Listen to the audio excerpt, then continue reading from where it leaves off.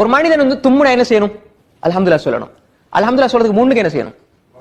வாயை மூடிக்கொள்ளணும். இன்னைக்கு சொல்றாங்க இல்லையா, நீங்க தும்மும் பொழுது உங்களோட தும்மல் என்ன செய்யக்கூடாது? இன்று பரவி வரக்கூடிய கொரோனா வைரஸுக்கு தீர்வு சொல்லும் பொழுது இதை சொல்லுவாங்க. தும்மும் பொழுது என்ன செய்யக்கூடாது?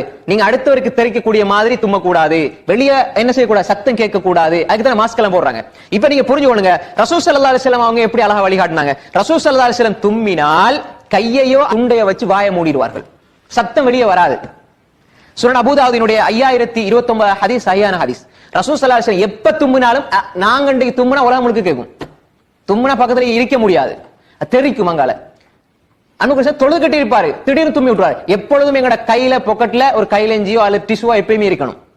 ஏன்னா நாங்க தும்முனா அது அப்படியே பரவும். இன்றைக்கு பாருங்க, நாங்க அதை வற்புறுத்தி என்ன செய்யறோம்? மாஸ்க் போட்டு அணிஞ்சு அதை கவர் பண்ணி கொள்றோம். ஆனா ரசூல் ஸல்லல்லாஹு அலைஹி வஸல்லம் கையில எப்பொழுதுமே கை துண்டி இருக்கும், கை குட்டை இருக்கும்.